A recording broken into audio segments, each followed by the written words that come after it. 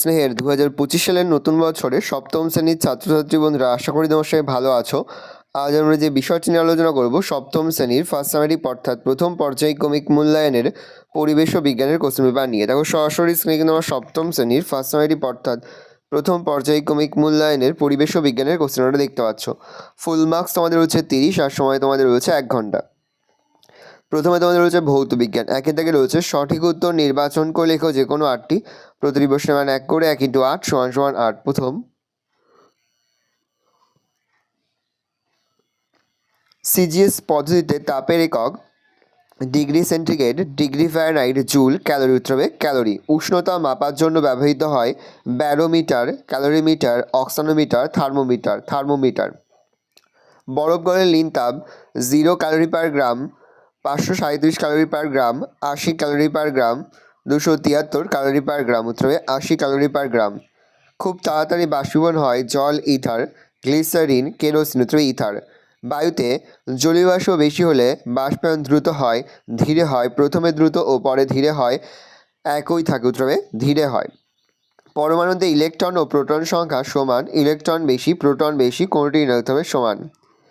Aluminium অক্সাইডের সংকেত LO, Al2O, Al2O2, Al2O3। উত্তর হবে Al2O3। NaCl plus Ag NO3 = AgCl plus NaNO3।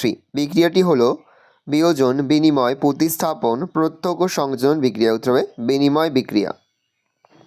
পরের প্রশ্ন, কোনো পরমাণু থেকে ইলেকট্রন বেরিয়ে গেলে উৎপন্ন হয় ক্যাটায়ন, অ্যানায়ন, মূলক না অণু। উত্তর হবে ক্যাটায়ন।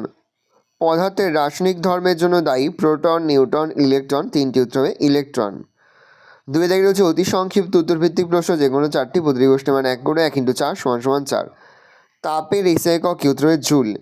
গ্যাস থেকে তরলে পরিণত হওয়ার ঘটনাকে কি বলে? উত্তর হবে বাষ্পীভবন। কঠিন অবস্থা থেকে তরল অবস্থায় পরিণত হওয়ার ঘটনায় কি বলে? উত্তর হবে গলন। উষ্ণতা সেলসিয়াস স্কেলের নিম্ন স্থিরাঙ্কের মান কত? হতে হবে 0 ডিগ্রি সেন্টিগ্রেড। কোনো পরমাণুর ভর সংখ্যা ও পরমাণু ক্রমাঙ্ক একই। উত্তর হবে হাইড্রোজেন পরমাণুর। পরিবর্তনশীল যোজ্যতা একটি উদাহরণ দাও।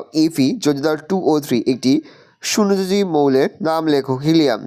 3 দাগে রয়েছে সংক্ষিপ্ত উত্তরভিত্তিক প্রশ্ন যে কোনো 4টি। প্রতিটি প্রশ্নের মান 2 করে 2 × 4 = 8। প্রথম, লীন তাপ কাকে বলে? তার সঙ্গে রয়েছে জলের বাষ্পীভবনের লীন তাপ 537 ক্যালোরি পার গ্রাম বলতে কি বোঝো বা কি বোঝায়? একক ভরের কোনো পদার্থের উষ্ণতা অপরিবর্তিত রেখে শুধুমাত্র অবস্থার পরিবর্তন ঘটাতে যে পরিমাণ তাপ প্রয়োগ বা অপসারণ করতে হয় তাকে পদার্থটির লীন তাপ বলে। প্যারা চেঞ্জ করে লিখবে, উক্ত বিবৃতিটি বোঝায় যে প্রমাণ চাপে 100 ডিগ্রি সেন্টিগ্রেড উষ্ণতার 1 গ্রাম জলকে আরও 537 ক্যালোরি তাপ দেওয়া হলে 100 ডিগ্রি সেন্টিগ্রেড উষ্ণতার বাষ্পে রূপান্তরিত হবে। পরে হচ্ছে হাতে স্পিড বা ইথার ঢাললে ওই জায়গাটি ঠান্ডা লাগে কেন? স্পিড বা ইথার উদ্বায়ী তরল বলে খুব তাড়াতাড়ি বাষ্পে পরিণত হয় এবং হাতে স্পিড ঢাললে স্পিড বাষ্পায়নের জন্য প্রয়োজনীয় লীন তাপ হাত থেকে গ্রহণ করে, ফলে হাতের ওই অংশ তাপ হারায় এবং হাত ঠান্ডা হয়ে যায়। মাটির কলসি জল ধাতব পাত্রে রাখা জলের তুলনায় বেশি ঠান্ডা হয় কেন? মাটির কলসির গায়ে অসংখ্য ক্ষুদ্র ক্ষুদ্র ছিদ্র থাকে। ওই ছিদ্র দিয়ে কলসিগুলির জল চুইয়ে বাইরে আসে এবং বাষ্পীভূত হয়। এই বাষ্পায়নের জন্য প্রয়োজনীয় লীন তাপ জল কলসি থেকে সংগ্রহ করে, ফলে কলসি ও কলসির জল তাপ হারিয়ে ঠান্ডা হয়ে যায়। কিন্তু ধাতব পাত্রের গায়ে কোনো ছিদ্র থাকে না, তাই ওই সব পাত্রের গা দিয়ে জল চুইয়ে বাইরে আসতে পারে না, ফলে জলের বাষ্পীভবনও হয় না এবং জল ঠান্ডাও হয় না। পরের প্রশ্ন, কোনো মৌলের ভর সংখ্যা বলতে কি বোঝো? কোনো মৌলের পরমাণুর নিউক্লিয়াসে উপস্থিত প্রোটন ও নিউট্রন সংখ্যার সমষ্টিকে ওই মৌলের বা পরমাণুর ভর সংখ্যা বলে। অর্থাৎ মৌলের সংখ্যা = প্রোটন সংখ্যা প্লাস নিউট্রন সংখ্যা। রাসায়নিক বিক্রিয়া কাকে বলে?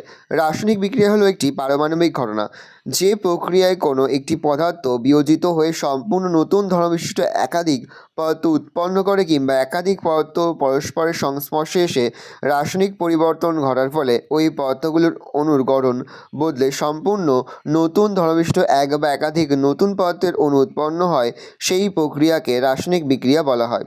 উদাহরণ, অ্যাসিডযুক্ত জলের মাধ্যমে তড়িৎ প্রবাহ চালনা করলে জল বিশ্লিষ্ট হয়ে হাইড্রোজেন ও অক্সিজেন গ্যাস উৎপন্ন হয়। 2H2O তড়িৎ বিশ্লেষণ করলে উত্তর হয় 2H2O2। পরের প্রশ্ন, পরমাণু নিউক্লিয়াসে কী কণা থাকে, এর কোনটি কিরূপ আধান থাকে? পরমাণু নিউক্লিয়াস দুটি কণা দ্বারা গঠিত, যথা প্রোটন ও নিউট্রন। এর মধ্যে প্রোটন হলো ধনাত্মক আধান বিশিষ্ট কণা এবং নিউট্রন কণা নিস্তড়িত বা আধানহীন হয়। পরে তোমাদের লাইফ সায়েন্স ও জীবনবিজ্ঞান থেকে প্রশ্ন একে থেকে হচ্ছে সঠিক উত্তর নির্বাচন করে লেখা যে কোনো চারটি প্রতিবর্ষ মান 1 করে 1 × 4 = 4। প্রথম, শ্বেতসার হজম হওয়ার পর ফ্যাটে গ্লুকোজে স্টার্চে না প্রোটিনে পরিণত হয়, তবে গ্লুকোজে পরিণত হয়। রাতে চোখে দেখতে সমস্যা হয় যে ভিটামিন হবে সেটি হলো vitamin C, vitamin D, vitamin A, vitamin B, উত্তরে ভিটামিন এ। ভিটামিন ডি এর অভাবজনিত রোগ রিকেট, বেরিবেরি, অন্ধত্ব, অ্যানিমিয়া, উত্তরে রিকেট। গয়টার হয় যে খাদ্য উপাদানের হবে তা হলো সোডিয়াম, আয়রন, আয়োডিন, ক্যালসিয়াম, উত্তরে আয়োডিন। মোমো, চাউমিন ইত্যাদি খাবারগুলোতে ক্ষতিকারক পদার্থ মেথিনিল হলো অ্যাজিনোমোটো, স্যাকারিন, ক্যারামেল মিশ্রিত থাকে, উত্তরে অ্যাজিনোমোটো মিশ্রিত থাকে। মানবদেহের রক্তে জলের পরিমাণ শতকরা 90 ভাগ, 95 ভাগ, 75 ভাগ, 70 ভাগ, উত্তরে 90 ভাগ। 2 থেকে হচ্ছে অতি সংক্ষিপ্ত উত্তরভিত্তিক প্রশ্ন, যে কোনো দুটি প্রতিটি প্রশ্নের মান 1 করে 1 × 2 = 2। পেশি সংকোচনে সাহায্যকারী প্রোটিন দুটি কী কী? অ্যাক্টিন ও মায়োসিন। লোহিত রক্তকণিকায় থাকা একটি প্রোটিনের নাম লেখো। হিমোগ্লোবিন। কোন ভিটামিনের অভাবে রক্তাল্পতা হয়? Vitamin B complex. দাঁত ও হাড়ের গঠন মজবুত করে কোন খনিজ মৌল? উত্তরে ক্যালসিয়াম। দাঁত ও হাড়ের গঠন মজবুত করে কোন খনিজ মৌল? উত্তরে ক্যালসিয়াম। মানুষের উচ্চ রক্তচাপের জন্য কোন খনিজ মৌল দায়ী? সোডিয়াম। বিএমআই এর সম্পূর্ণ নাম কি? বিএমআই এর সম্পূর্ণ নাম বডি মাস ইন্ডেক্স। এদের হচ্ছে সংক্ষিপ্ত উত্তরভিত্তিক প্রশ্ন, যে কোনো দুটি প্রতিটি প্রশ্নের মান 2 করে 2 × 2 = 4।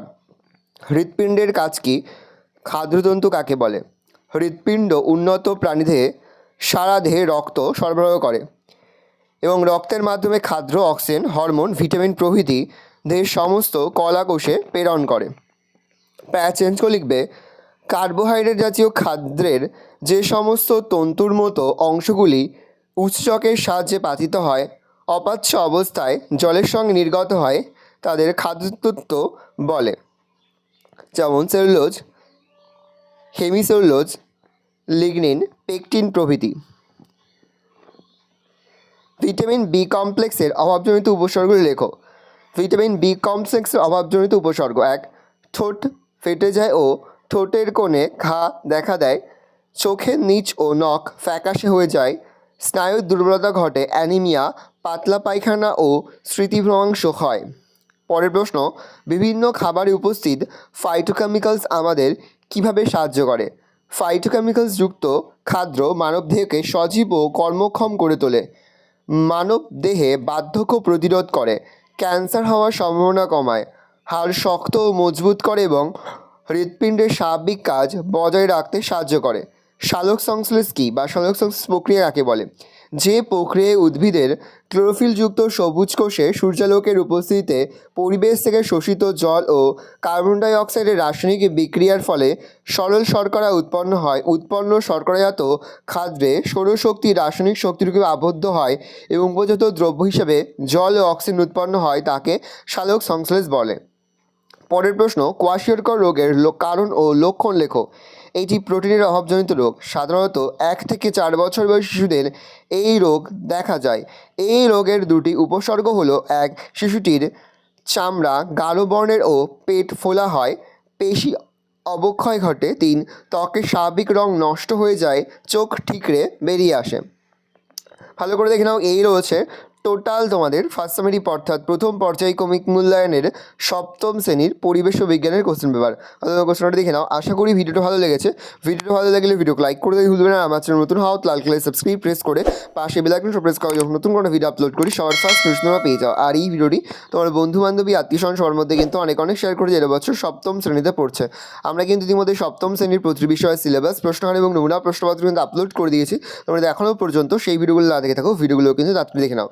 ভালো তোমরা দেখে নাও। আজ আমরা যে প্রশ্ন উত্তরগুলি নিয়ে আলোচনা করলাম, প্রতিটি প্রশ্ন উত্তরই তোমাদের খাতায় লিখে তোমরা কিন্তু মুখস্থ করে ফেলবে। ভালো করে দেখে নাও।